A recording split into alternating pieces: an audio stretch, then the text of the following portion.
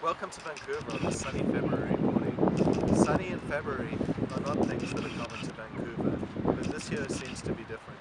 My name's Philip Baer and I'm here with my friend Donna Jones, and we're going to join a couple of dots in a very interesting way for you today. Vancouver is so beautiful that a person could be forgiven for believing that this idyllic state will continue forever.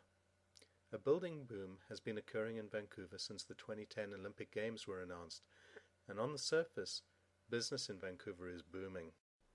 Yet, behind the fragile veneer of people drinking $4 lattes in trendy coffee shops, something is awry.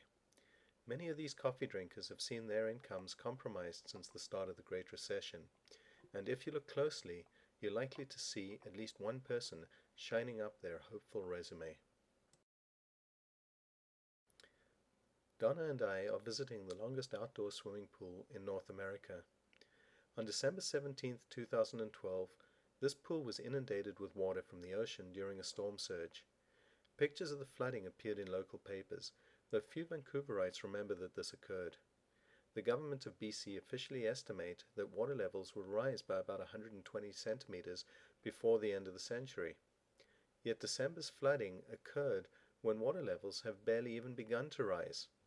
What damage can we expect to see over the next 10 to 20 years as polar ice slides into the ocean, raising water levels and changing the weather patterns?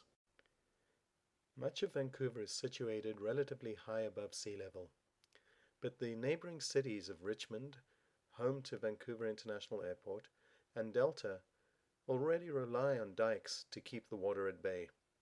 An additional $10 billion will be spent to enhance the protection of this tiny area of British Columbia, a province defined by its long coastlines and coastal settlement patterns. I recently visited Richmond to learn more about a phenomenon that is causing deep concern. Salt water is pushing up through the ground in Richmond. Even the most expensive dike system in the world cannot prevent this rising water from damaging property, destroying farmland, and making life in Richmond unlivable for some people. Several weeks ago, I learned from a construction crew about an enormous excavator that had sunk into the ground while performing routine work close to Number 4 Road in Cambie.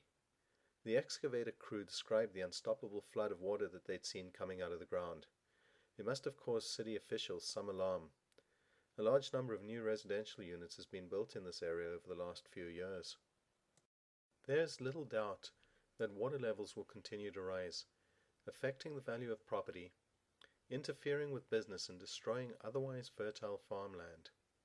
Unless we're able to rapidly transition to a lifestyle that uses less energy and focuses on meeting our essential needs, the effects of climate change will continue to worsen, and places like Richmond could sink into history like the doomed city of Atlantis.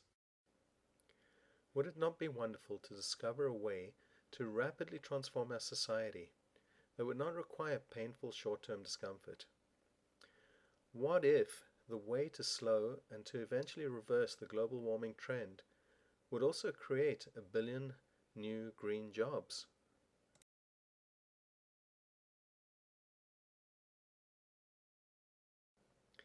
Donna and I are standing outside Soul Food Farms in False Creek, Vancouver, where a handful of motivated farmers, many of them marginally employed, have successfully demonstrated a form of urban agriculture that uses 70% less carbon.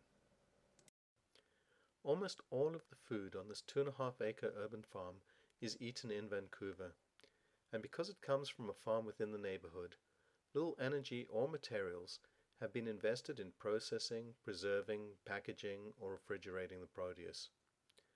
Services are even available that will deliver your fresh produce to your home by bicycle. Soul Food is located above an asphalt lot that is awaiting development. Every one of these movable raised beds will be relocated to a new site when the developer is ready to commence construction.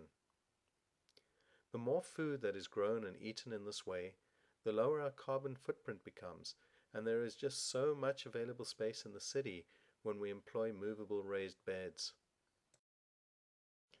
Take a look where we can put these planter boxes that have been built by Home Harvest Farms.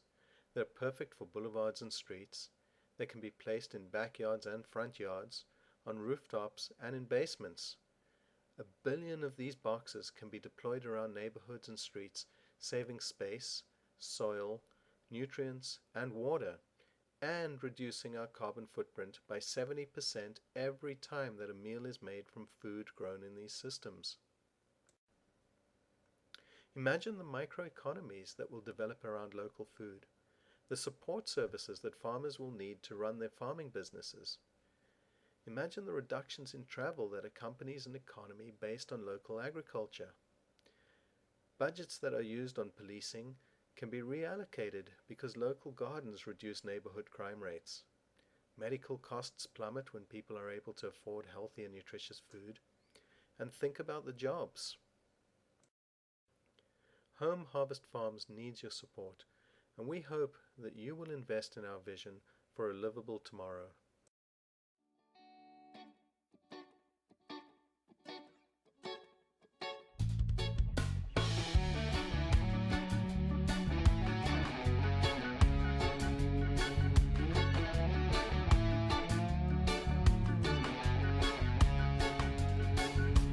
Thinking of the weight of the world, and I'm carrying the larger slow.